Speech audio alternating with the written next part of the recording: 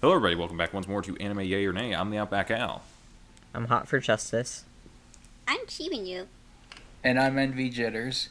And we finished Jojo this week. How we all feeling about that? Alexa, play me Last Train Home. You like actually doing that or what?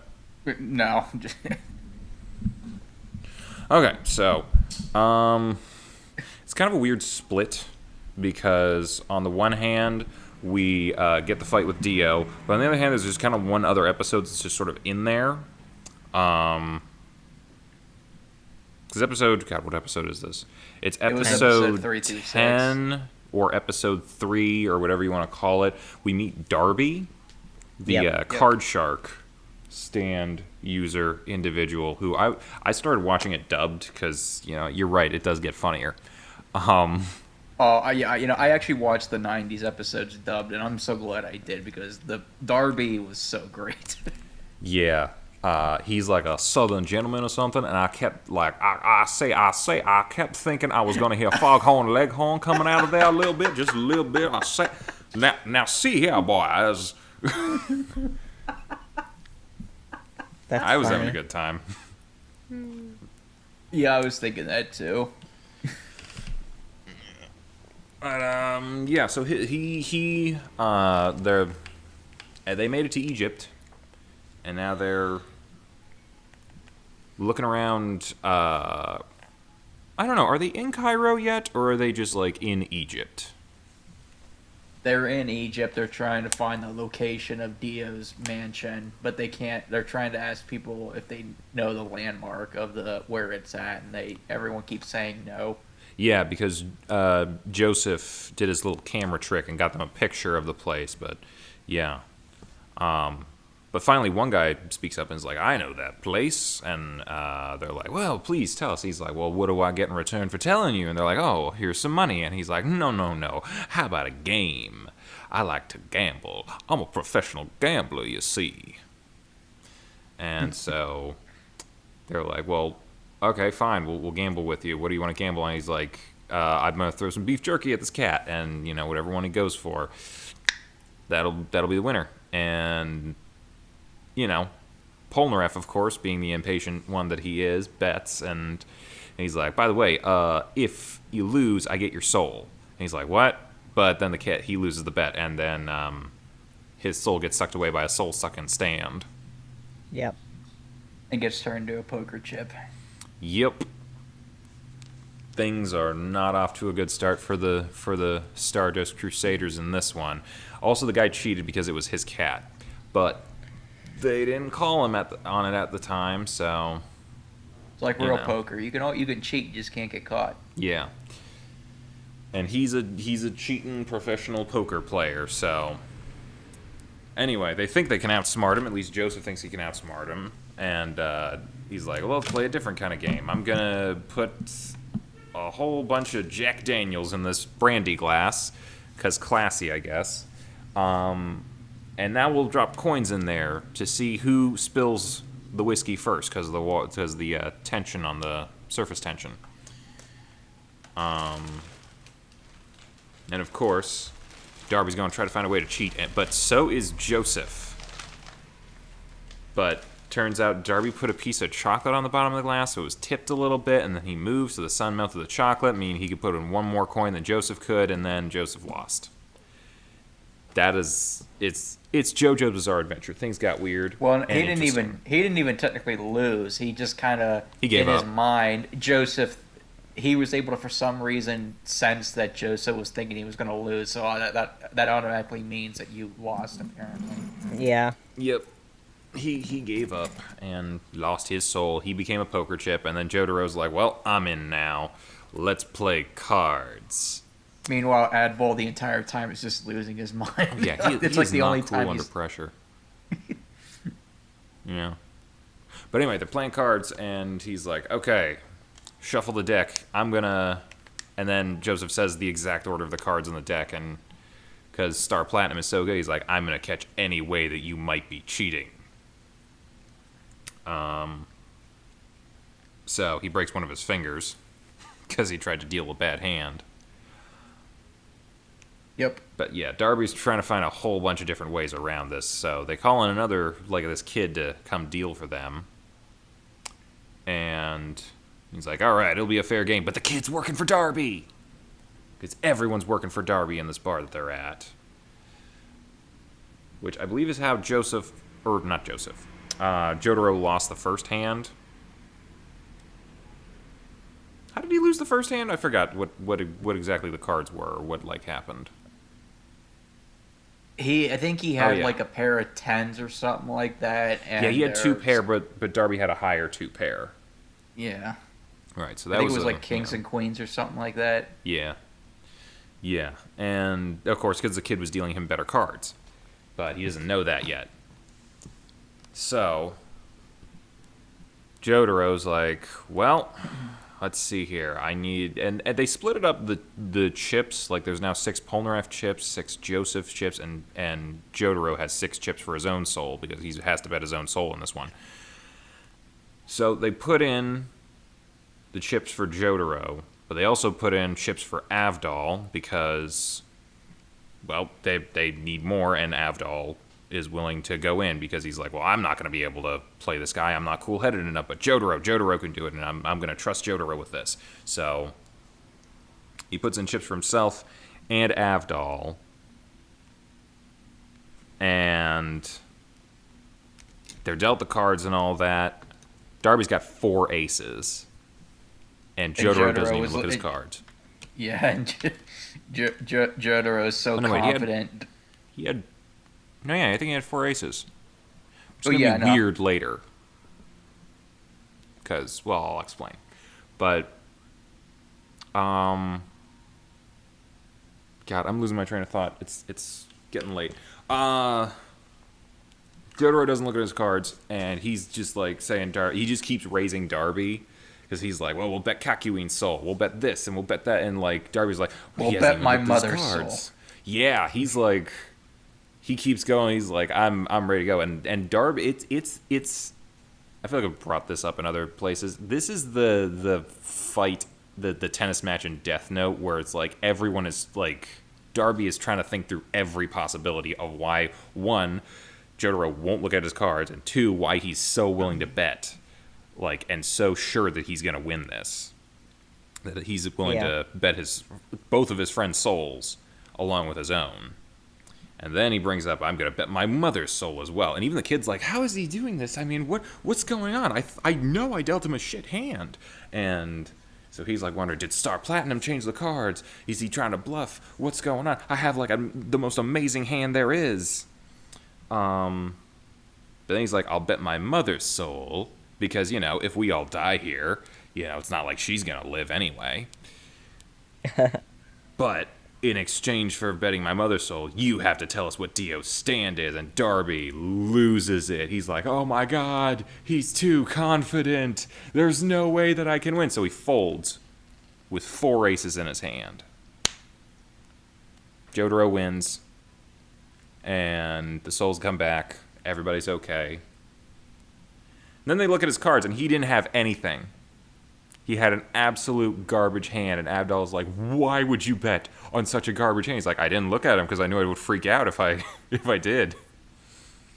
So, yeah. But my problem is, and I might be wrong, I might be misremembering, but I thought Darby had 4 aces. Jotaro was also dealt an ace. That's 5. That doesn't make sense. Maybe he had 4 kings. Maybe it was a continuity error. I'm pretty sure it would have been if Darby had 4 aces, because you can't have 5 aces in a deck. That doesn't work like that. But yeah, apparently by beating Darby, all the souls of every victim that he had got released as well, I guess. And yeah, now we're off to go find Dio, because Darby told them, yeah, it's an old whorehouse in Cairo. Because of course Dio would be there, because he's such a bitch. But yeah, the next 3 episodes are just Dio. Just Dio. Well, I mean, the next episode also has his sidekick, Vanilla Ice. Yeah. And I don't know if that reference aged very well. Funny enough, too, in in the manga, Araki was able to get away with everything. All the stand names later on were named after famous musicians and songs. Vanilla Ice is the only one that attempted to sue him. I mean, it's that's interesting. Like, part of it is like a lot of people's names or band names or whatever, they usually come from somewhere else or whatever. There were so reference it's to something. Yeah. Like, Yeah. if you were to name, Like, say, I don't know, like after something from, like, say, the Odyssey or something like that, that's technically... Well, that's public domain. That's public domain, and even at that, like, if you're making a reference to something else, it's like maybe in a book or something, or like something that was like a cool line or whatever, like, that's technically from something else. Well, but like I'm saying, like the Pillar Men. There was one named Cars and one named AC/DC. Those are clearly references to the bands Cars and AC/DC. But Cars doesn't own the word Cars. No. And AC/DC, that's alternating current, direct current. They own the brand. They don't own the word. So, yeah. Also true. I don't know that Vanilla Ice really would have had a real argument there. Now, if he named someone Michael Jackson, it probably could have sued for that. But, like, even ones that are directly named after, like, Dio Brando is named after Ronnie James Dio and Marlon Brando. But individually, they're both just names. They're not specifically, even though those names are very connected with those individuals, they're not specific enough that I think in a court of law you could be like, yeah, that's copyright infringement or infringement upon my identity or my brand or whatever.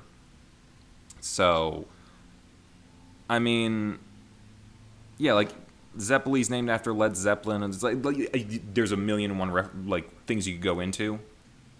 But yeah, I think it's kind of treading that line of like I don't. You guys might probably know this better than me. Is anyone named Van Halen?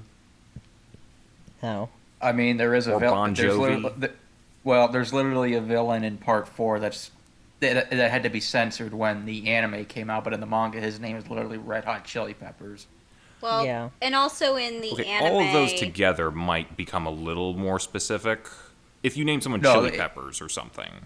He gets way worse going on. Like, there's Metallica, Man in the Mirror. Like, there is Oingo Boingo, which they had to censor that as well. Okay. See, those are the ones where it's getting so specific that you're like, okay, you are definitely making a reference to this. This is not simply a coincidence. These are not just, like... I feel like whenever you start to get a bunch of words together, that's when it gets really specific. But, like, you guys haven't really said if anyone has been named Van Halen or Bon Jovi, because those are both very specific people's names. So it's like, what else are you referencing there? I don't know. That's at least how I think, for the most part, he would be able to get away with it, unless you completely made up the word that is your band name. In which case, yeah, they did censor it by the looks of it.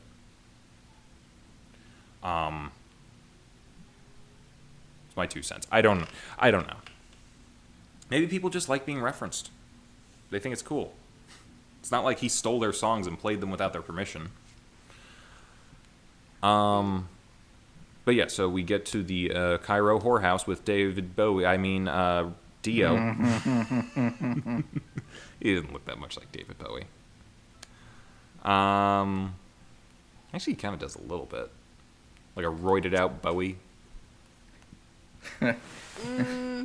Just wait until Part 4. The main villain literally is David Bowie. If he had more of a Jareth from the Labyrinth hairstyle, I'd say maybe. Okay. He didn't have that? No, I feel quite. like he did. No. Okay, Chibs, be honest, did you watch this one? I mean, I saw a little bit of, like, what he looked like in the last couple episodes, but not these particular ones. Yeah, this is where you get a good look of him. I think he's got the Jareth haircut going on. At least for the first 2 episodes. He's kind of changes it in the 3rd episode after they, start fighting. But, yeah. I don't know. It's debatable, I'm sure. In any case, they get there and they obviously they come in the daytime because that's when you fight vampires, because you don't want them to make it to nighttime. And they try to open his coffin to kill him, but then suddenly Avdol's in his coffin. Why? How did he do that? And Dio is over in the shadows, like, laughing at them. He's like, oh my god, I didn't even see him move. How is he doing this? And then Wormhole opens up and swallows Avdol, and he's dead. I think for real this time. Yeah. Yeah. That's how he died in the manga. Cries. I cried. Brutal. I did. But that's when Vanilla Ice shows up. And he is Dio's manservant person, devoted zealot. He calls him his right-hand man, but let's be real, he's really his bitch? Yeah. You can say it. He's a good-looking man, you never know. But yeah, Dio's like, I am all that is. I am Dio. I, Dio, have blah, blah, blah, and yada, yada, yada. And I don't know. I haven't been loving his voice in this version all that much. He just doesn't have the gravitas to me to be Dio. True, but in the following 2 episodes, he does get a lot better when it's, a lot more hammy and cheesier with the one-liners. Yeah, they give him a little bit more to work with. But he tells Vanilla Ice, cut your head off. And Vanilla Ice does, but then he pours some vampire blood in his neck and reattaches the head. And Vanilla Ice is okay. And his stand swallows him up and becomes a black hole of death that he fights Polnareff with. And Polnareff can't beat him because, Jesus, it's literally a wormhole that just sucks in anything. But when all hope seems lost for Polnareff, who comes to his rescue? Iggy. Yeah. But then what happens? We get one of the most infamous parts of the OVA where Iggy just freaking gets slashed in half to bits. Yeah. His bottom's gone. And I'll just say this. His death in the OVA was actually worse than in the official day of production show.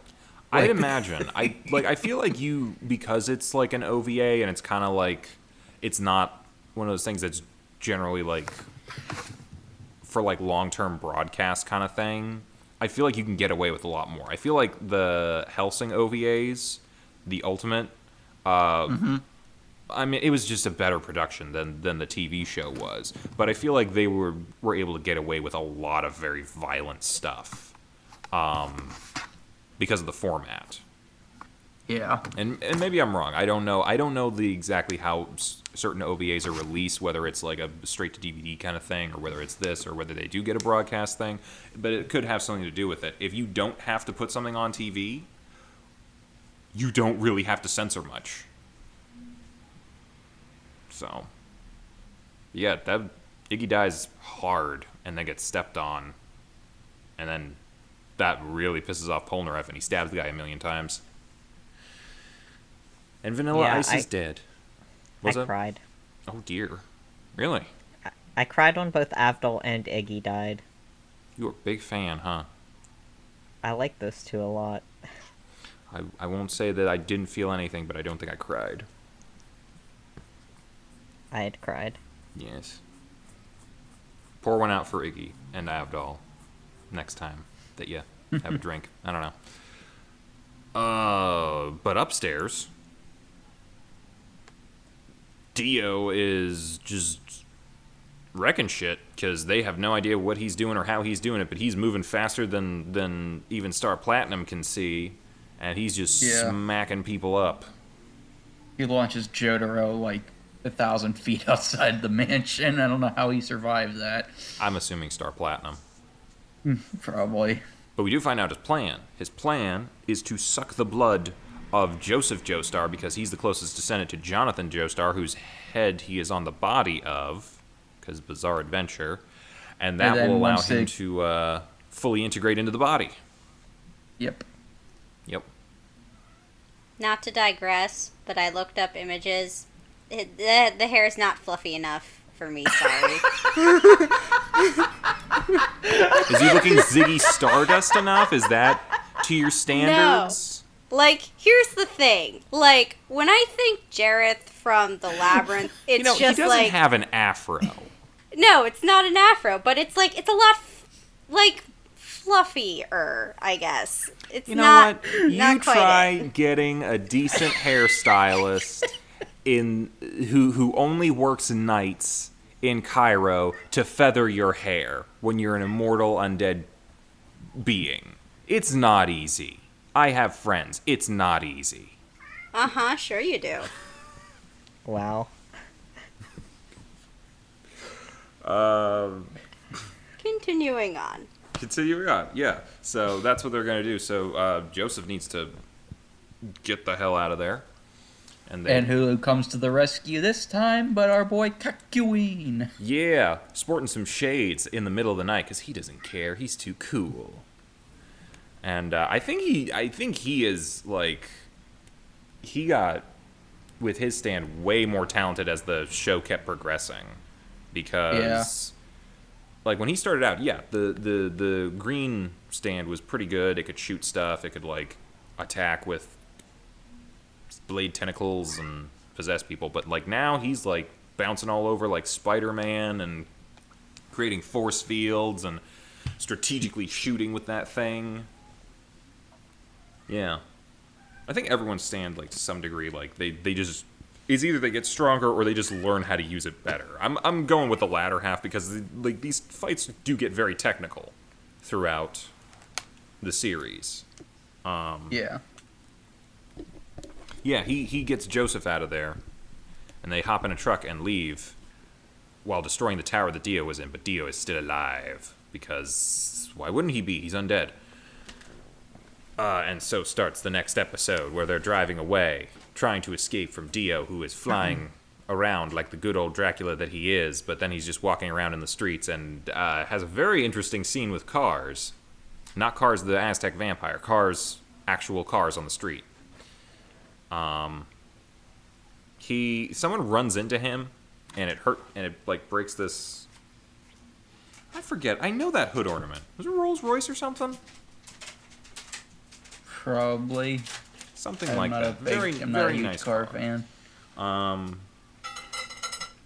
The driver hops out, and he's like, hey, is this car still working? He's like, what do you care? He's like, I need to know if it's still working or not. And he, like, puts a hand on Dio, and you don't put hands on Dio. So Dio just kind of flicks his wrist and breaks the guy's arm nearly off. Yep. And he gets in the car with the guy in the back, and who's apparently like a senator, politician, diplomat, whatever. Yeah, he's a U.S. senator. Yeah, and he's like, get up front and drive. And the senator tries to kind of brush him off, but then Dio kind of throws him into the front of the car, and he's like, drive or you die. So the senator tries to run away, but then suddenly he's climbing back into the car. He's like, what? How did I do this? I thought I was running away. And then he tries it again, but then suddenly he's back in the car. And it just keeps going. He's like, better hurry up and catch that pickup or I'm going to kill you. Which really shows who Dio is, because it's like, he didn't have to do this. He could have easily probably chased down that truck by himself. This was just a power trip moment for him. Yep. He just enjoyed messing with this one guy over and over again. Well, he thinks he's better and greater than humanity, and he always is trying to prove it. Mm-hmm. I mean, when we find out his power later, it becomes like, I kind of like to think about it, and it becomes even more petty. But yeah, so they start chasing him in the new car, but they get caught in traffic, and he's like, oh, what are we gonna do? Well, there's a nice little sidewalk over there. Drive through that. So the senator starts driving through it, and he's like, go faster, faster, faster. They start running over people, man. This is a brutal anime. Leave a lot of dead bodies in the way, and then come out the other side, and oh no, it's Dio, and they get into a car chase on the highway, and they're trying to shoot at the car with the green, but they can't seem to hit Dio every time. Even at point blank range, he seems to dodge everything, and they don't know how he's doing it. And the world is very powerful, which is his stand. We didn't mention that yet. The world is his stand. God, it's like I'm on a train and then it just stops in my head. Yeah, they do eventually, like, they're like, oh, we'll lose Dio at these train tracks. So they drive, there's a train coming, and Jonathan makes it past right before the train comes in, but Dio's car runs right into the train, it explodes, and it's like, oh, wow. But then the train gets thrown in the air, because of course Dio's doing that, and he's dragging the senator's body out of the wreckage, and then he just kind of yeets the senator at them. Yeah. There's a whole lot of people getting yeeted in this show. God, what happened after that? I mean, they're trying to fight this guy, but they have no idea how to do it. Oh, yeah, they start doing the Spider-Man thing, like flying around town. Dio almost got a hand on Jonathan, or not Jonathan. He has Jonathan. He almost got a hand on Joseph, but his hermit purple was wrapped around his neck. He's like, I'm infusing it with wave energy and all that sort of stuff, which I think is the only reference we will get to Haman. Yep. Because even Dio was like, that gave me trouble a long time ago, but now with my stand, it won't be a problem at all. I'm like, Haman was what gave you a problem, but this series was not able to establish any of that, which is why we have to call it something else. And yet, at the same time, I feel like they would have gotten away with calling it Haman if they wanted, because we've had no reference to wave energy at this point, so it sounds just as weird. Like, this sudden thing coming up. And I feel like they've made references to the Phantom Blood stuff, especially in their opening, which is always the Aztecs creating the vampire from the virgin sacrifice thing. I don't know if she's a virgin or not. I shouldn't judge. But the blood sacrifice thing and Dio getting pulled out, like, these are all references to things that clearly only people who have read the manga or were fans of would know about, because it's never shown anywhere else or put into actual context. In fact, I mean, the Stone Mask has nothing to do with Stardust Crusaders outside of the fact that Dio comes from it. But we don't really ever actually see that happen. So it's like, yeah. So apparently Houdini also does not like this one as well. He doesn't like it? I actually enjoyed this series. He's crying and being whiny. He's a whiny boy. Yeah. But yeah, so we get a reference to Haman. Joseph and Kakuin try to formulate a plan to at least try to figure out what Dio's power is. So they set a trap, force fields, a whole bunch of other stuff. They're shooting Dio, and it's actually working pretty well. He did not expect them to be able to pin him down this easily. But he still has his stand power, and as we find out, whenever he uses the world, he can completely stop time. Yep. And in doing so, it's not the world, though. It's the world, though. I watched the English stuff. It's the world. Sawarudo. I mean, I watched the dub too, but it's always going to be the world, though, to me. The is the. You don't have to say the world, though. I mean, it's like saying the something. It's like the. Sawarudo. Yeah. Anyway, he stops time, starts bouncing around that force field, and then he just punches a hole right through Kakuin. And then he unfreezes time, and Kakuin flies across town. Kakuin becomes the first Jojo donut boy. Don't say that.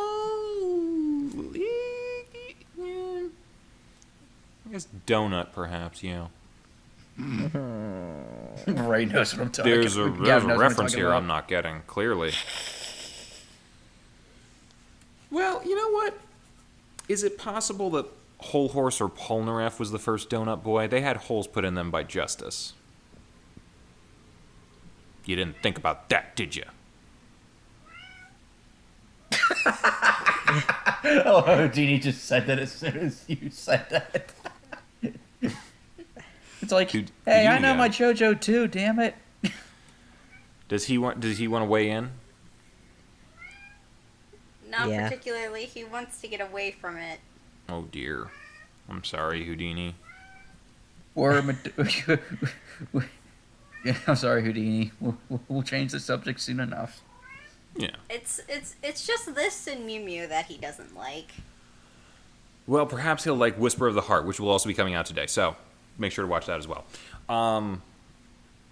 So Dios can stop time. Joseph is running for his life. Kakyoin's like, what happened? I didn't see anything, and now I'm stuck in a water tower with a hole in my chest. Oh my god.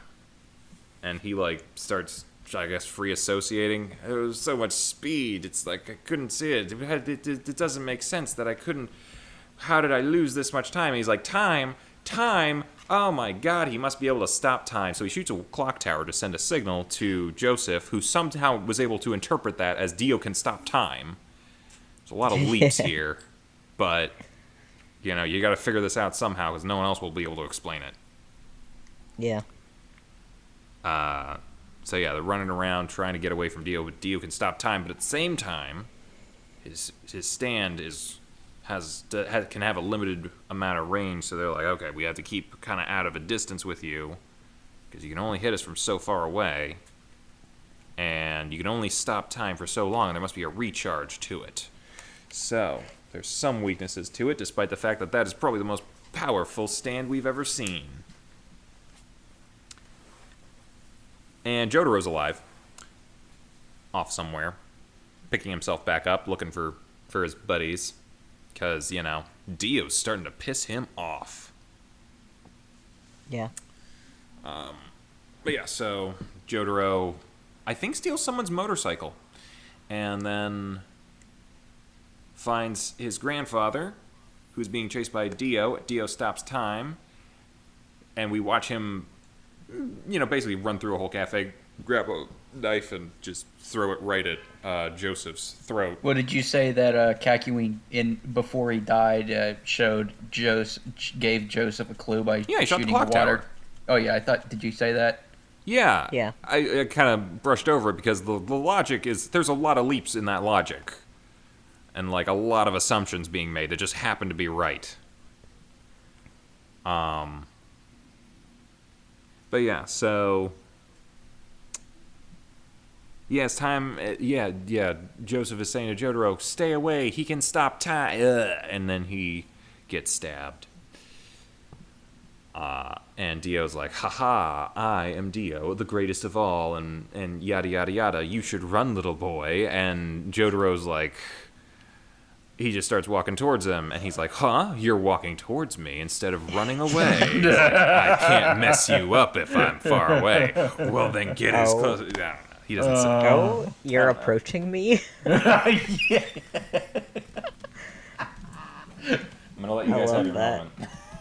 No, that's one of the most famous lines in JoJo history. Yeah. And next you're going to say that Jotaro and Dio fought, which they do. Yeah. Yeah, so I mean, the whole last episode is basically 90%, or like 95% the Jotaro Dio fight. Yeah, so they start fighting, and you know, Star Platinum and the world are just punching each other to just punch so much, but then Dio's the world's everything, and one punches Jotaro into a lamppost, but it doesn't kill him. How is he not dead? Not even Jotaro. He's like, how am I not dead? And Dio's like, how is he not dead? So it turns out Star Platinum can move for a moment in the time stop, and so I guess purely by will, Jotaro is able to defend himself despite the fact that they have stopped time itself. So he does it once or twice, and then they start fighting again, and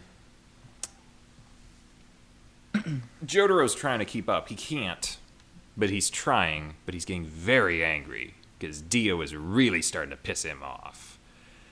And they're just like throwing each other into buses and throwing boats on each other, and There's a whole ton of damage going on. Eventually Dio's just like, oh, I got something. There's no way you'll be able to dodge this. So he grabs like a whole bunch of knives. And Jotaro jumped in the air to get away from him. But Dio stopped time, jumped up to about the same level as him, threw all the knives at once. And he's like, go ahead, try to defend yourself from this. So Star Platinum, is able to punch a bunch away. But still, he gets hit by like 8 knives in like the chest and legs and one in his head. And Jotaro died. And Dio won. And, the world is over. The end. So what did we think about all this? But wait, there's more. Yeah, there's more. I'm lying. I'm a liar. Yeah, Jotaro somehow survived a knife in his head. He had splinted his ribs earlier from when Dio first hit him, and that's how he was able to survive a lot of the knives to the chest. It's not really explained how he survived a knife to the noodle. I think his hat did most.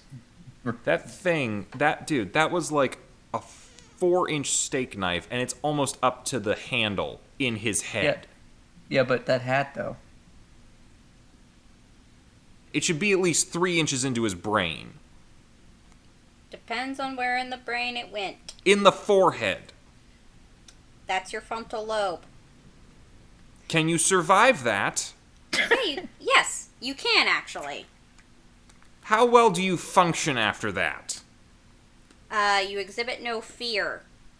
Because Well, that's where that part of your suppose. brain is. Alright, so yeah, Jotaro's fine. He didn't have fear to begin with, so this doesn't affect him at all. But Dio comes to check the body, see if he has to double tap it, so Jotaro has to play dead. And Dio's literally like, stops his heart. Can I? Oh, you ruined it. Yeah, he's like, oh, gotta see if he's breathing. I don't see him breathing. Let's listen for his heart. Star Platinum literally holds Jotaro's heart so it won't beat to fool Dio. Yep. And he's like, well, guess he's dead. I'm gonna go over, just kind of chop off his head just to make sure. Dio chopping off a Joestar's head. There's something weird, sort of poetic irony to that, I think. But before he can do that, our favorite French guy comes to rescue him. He's not my favorite French guy. I have other favorite French people. All right. But yeah, Polnareff shows up. Yeah. Yeah, he stabs him through the face, which, Chibs, you seem to be an expert on this. If someone were stabbed through the crown of their head, through next to their right eyeball, how would that affect someone? So, like, top of their head, like, through where Yeah, maybe a little below the crown. A little below it? A little bit below the crown. Let's say, like, halfway between the crown and perhaps the base of the skull. And then it comes out your face. Survivable? I mean, weirder things have happened. It is JoJo's Bizarre Adventure. I mean, Yeah. keep this in mind too. He did stab. He's people. undead, I know. He's a vampire. He's a vampire. He survived as a head for a while, apparently. But yeah, that gives him the Jotaro the distraction that he needs for Star Platinum to restart his heart, and then come out and just punch Dio right in the noggin. And Polnareff's like, dude, did you kill him? I don't know yet. Just stay here. You've done enough. So Dio's Nope, like, he did the worst possible thing. He literally punched him right next to Joseph's body. Not quite. Okay, quite. close enough. Close enough. No, he just onto the street, and he's like, I'm gonna stop time before he can hit me. I'm gonna grab this taxi, restart time, and start driving across town. Then he punches him to where Joseph is. You're getting ahead of yourself there, Envy. You gotta. I know you're excited. You gotta give him all the facts. Yeah, he gets to Joseph and he sucks his blood out, and then he's full power Dio, can stop time forever if he wants to, I guess. That one, I don't know if that worked. I kind of rushed that a little bit. Anyway, he gets a haircut in the middle of that somehow. I don't know how, but he did. And now he's Super Dio. Dio the God, and Dio of yada yada. He monologues better than I do. But that really pisses off Jotaro. You don't know how much that pisses off Jotaro. And he just starts going after him, but so Dio's coming after him too, and he throws an oil tanker on top of him. And which kind of pisses me off, because that's not what happens in the manga or in the modern show. What happened? Was it something else? Tell us what it was. It's one of the most memeable moments in JoJo history. I mean, granted, a flaming oil taker makes more sense because you got a big, heavy object and flames. But in the original, Dio literally gets a steamroller and screams, "Rolla, rolla, rolla!" and literally just pile drives it on top of Jotaro. Yeah. Anyway, they punch the Star Platinum, and Dio punched the oil rig the oil tanker until it explodes. And Dio's like, "I have won. None can defeat Dio. You will all bow before Dio. I, Dio," and blah, blah, blah. He says "I, Dio" at least 4 times in this. So that's good, right? But wait, why aren't I moving? Why is time slowing down? What's going on? You having troubles there, Envy? Or was it Dio? Yeah, Dio is frozen in time now, but is completely aware of it because Jotaro's really pissed off, and now he stopped time because he can just do that now. And he punches the crap out of Dio, and then Dio's like, you think you can still beat me? And he tries to, like, throw some blood in his face from his bum leg, because Jotaro's like, I'll let you heal up that leg, and then I'm going to beat you some more. But Dio tries to kick Jotaro in the face, which to some degree is the world kicking Jotaro in the face, but Star Platinum punches Jotaro, the world's leg so hard that it explodes. And so does Dio. Yep. And that's how Dio dies. I don't know why I was expecting something. I guess it's climactic, but it's, I don't know. He just kind of punches him in the leg and he explodes. I think it was just more. I think that moment was mainly for the audience, kind of like they're still trying to process. Wait, Jotaro can stop the time too with Star Platinum. I mean, they were saying that it's a similar type of stand to Dio's, but he can really stop time too. Oh my gosh. Yeah. Anyway, everything's okay after that. Mom wakes up. The boys have a bro hug in the airport before they all leave. And, Joseph is somehow okay, despite the fact that Dio said he sucked him dry. Which, well, they cut a major scene. Burly men is a bit of a euphemism. Well, they cut a scene out from the manga that explains how he's revived. In the manga, Jotaro performs a blood transfusion back from the corpse of Jonathan/Dio, and that revives him. Oh. Okay. Yeah. Yeah, that's it. Joseph pops in a mixtape on a plane, and then we roll credits. Yep. So what do we think of the series as a whole? To be completely honest, I actually liked this more than the 2000 series. I had a lot more fun with it. Oh my god, hot take. Tell me more.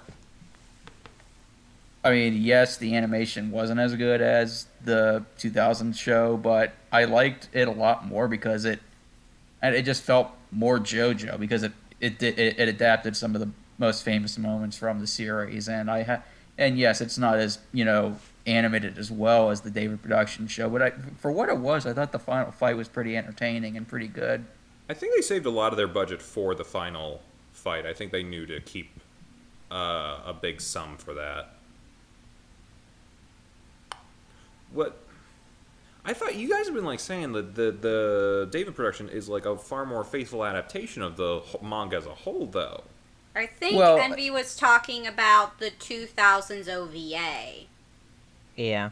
Oh, I keep forgetting that's when you say 2000s, I thought you meant the new one? No. Okay. The one. That's that not we as watched hot of a take then. I always thought you were like, old JoJo's better than new JoJo. What? No.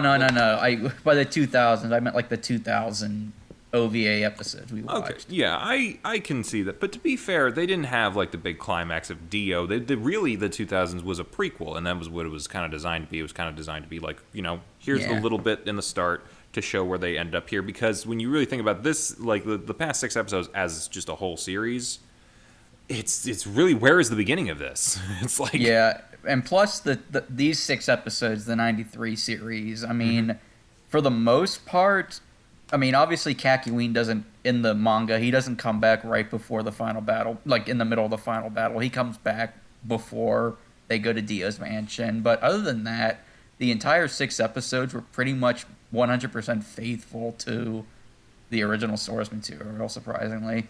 That's cool. I'm sure they did condense some stuff. Was there any like big special moments that we missed? There was a lot of stuff that happened in between Darby and going to Vanilla Ice. There's a fan favorite section of the manga and the anime that involves Adval, Joseph, and Magnets, but that's I think all I saw that one. Saw one on Pornhub for some reason. Wow. I didn't. That was an anime club where we watched Pornhub.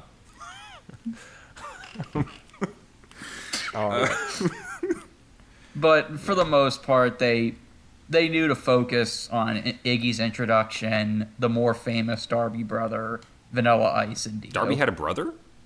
Yep. Yep. He had a younger brother who challenged Jotaro, I shit you not, to Super Nintendo games. Mm-hmm. That would have been a thing at the time.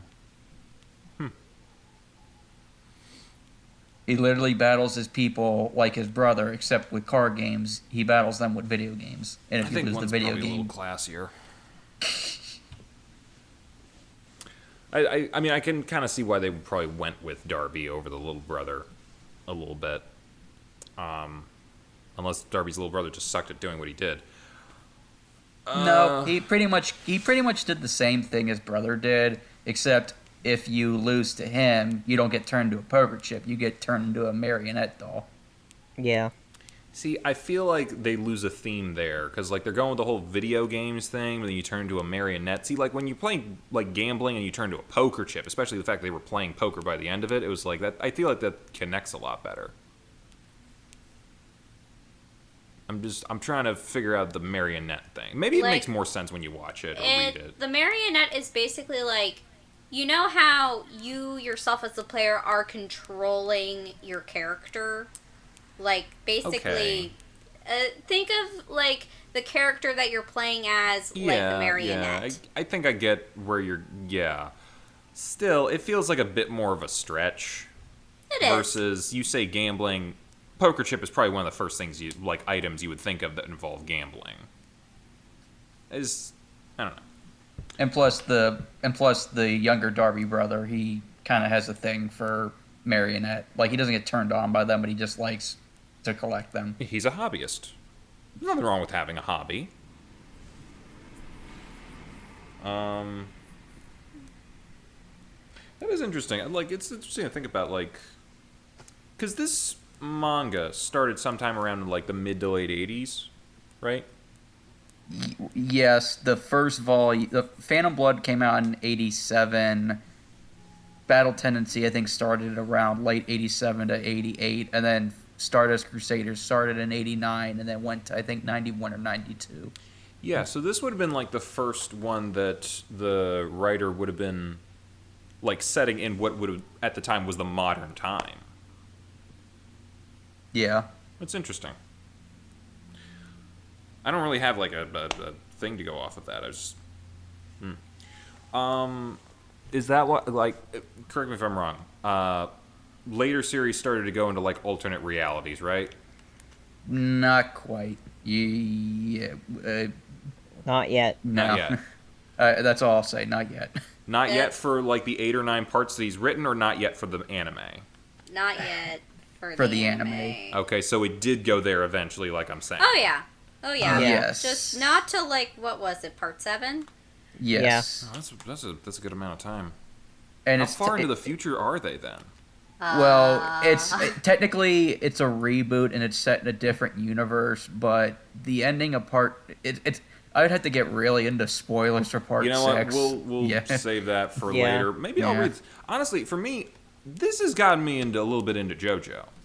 I enjoyed this series quite a bit. I'm agreeing. I agree with you. I think the 1993 stuff is better than the 2000 prequel stuff. Though I think that has more to do like with the fact that the really big villain was in the 93 part. They had a little bit, I think it was like a little more tightly written, and like, you know, the actual payoff came. You get a little bit blue-balled by the prequel series, I think, if you're not going to watch the 93 part directly afterwards. But even like the stuff with Nadal in episodes 1 and 2, I was, even though I knew exactly what was going to happen, I was like on the edge of my seat wondering how they were going to adapt it, and like, it's well put together. You guys were going on about how it reminded you of Tremors. And good ass movie, good ass episodes. Yeah, it worked. I feel like, yeah, and maybe it was because it was the first time they'd ever done this, and they just really wanted to like put their best foot forward. That might be why, because like that was like, this is like, I don't know how popular was JoJo back in '93. Not very popular. I mean, it was popular. It was popular in Japan, but it was kind of like a underground, kind of small following for years. Okay. Well, that would say to me that the people who made this were probably fans themselves, and they probably wanted to showcase this thing that they really liked to everybody, try to get everybody into it. I mean, like that might. I mean, I'm not to say that the 2001 was not that great or anything. It was okay. But it was like, I don't know where I'm going with this. I feel like they just had better stuff to go with, and they probably had a little bit more drive to do it because like this is the first JoJo adaptation, and I think it was probably like it was probably a good idea for them to do it basically coming off of the heels of like Stardust Crusaders like ending sort of in the early 90s, so to make it in like 93 and have it distributed like probably made the most sense. Yeah, I mean, I think we said that before, that because it probably would have been the most popular part of JoJo at that time, because it would have just come out, right? It's still kind of weird though if you've never heard of JoJo and you don't read manga and you just happen to see this first and you're like, what the hell is this? Is this stuff? Well, that's the thing with most anime, is just the fact that like a lot of it is based off of like other source material. So if you watch the anime first, if it intrigues you, you're probably gonna go read whatever it was based on. Yeah, but even like with anime, like they give you like usually they give you a proper starting point, like the start of the manga series or the light novel series, but the anime literally started halfway through part 3, which in and of itself, it is a weird decision. OVA. It's not technically like an actual like series that they're producing. It's just like it's meant to like, just showcase like pieces of it. Yeah, which makes me again say that this might have been like a by fans for fans kind of situation. I mean, to be fair, a couple years ago they made a live-action JoJo movie, and yet for some reason they chose to adapt part 4. I'm sorry, is this the first that you're telling us about this? How did that not come up before when we were talking about Phantom Blood movies last week? I guess I forgot to mention it. Goodness.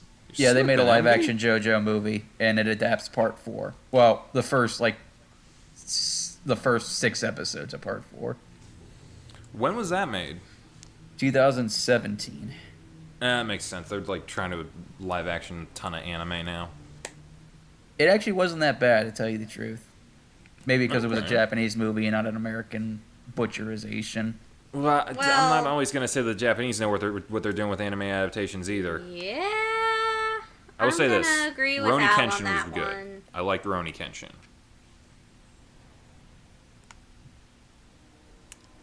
What were we talking about? Right, JoJo. What else are we talking about? I don't know.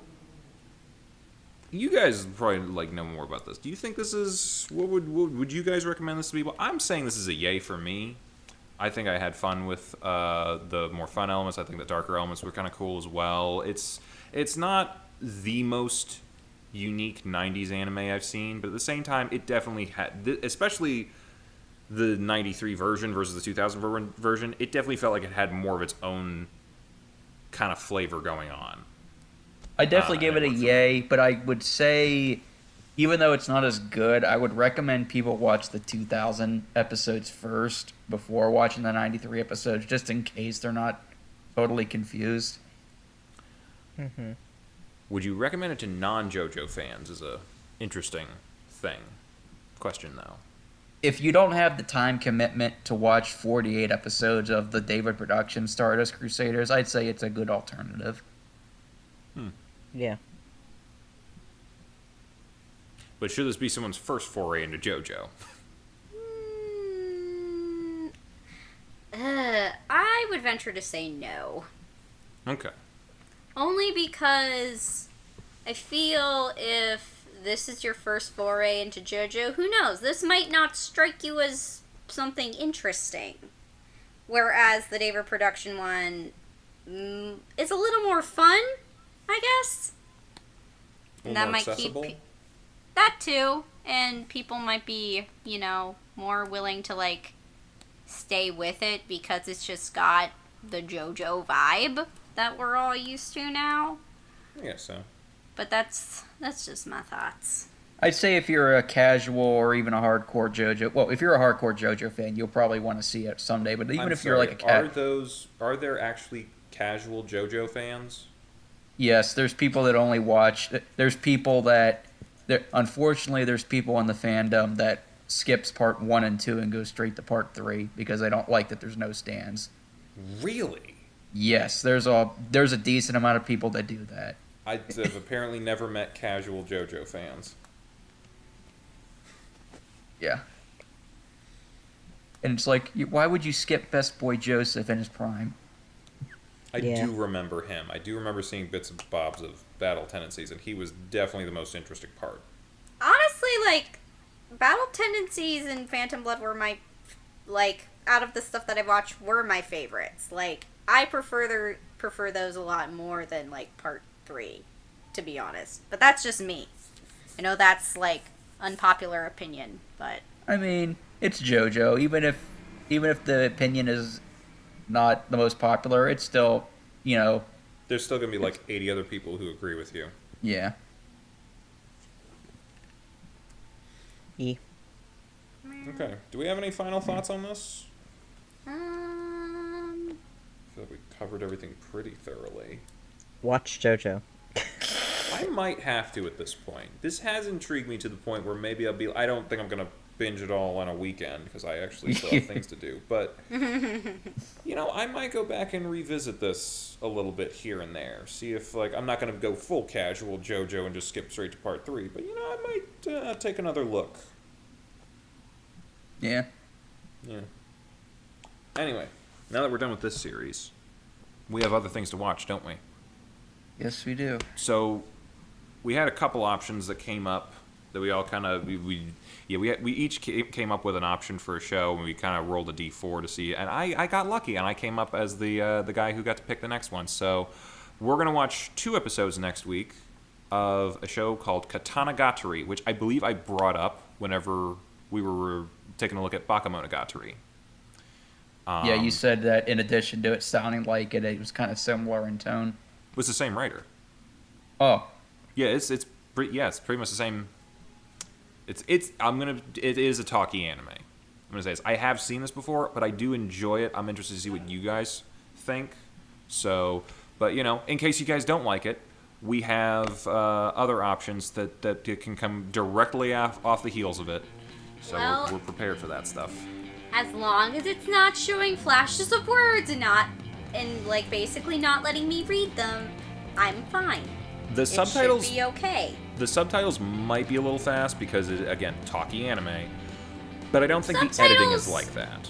Subtitles are fine, just no random words on the screen. Yeah, Please. they don't have that like experimental editing style as much. Okay, great. There's the occasional thing, but I don't think it has anything to do with words. It's like more imagery, storytelling kind of stuff. I just looked. That's I just looked it up. I like the studio that made it. Who made it again? White Fox, the same people that made Steins Gate. Oh, well, there you go. You're gonna be a happy boy. So people are aware because you usually watch like 3 or 4 episodes of something a week. We're only watching 2 episodes a week because each episode of Katanagatari is about an hour long or 48 minutes or whatever. There's only 12, but it kind of equates to a full 26 episode or 24 episode series. So yeah, watch the first 2 episodes of that for next week. And don't forget to also watch our Whisper of the Heart thing, which will be coming out the same day as this. Anyone else got anything to say? Nope. Nope. Alrighty. Bye-bye, everybody. Bye. Bye.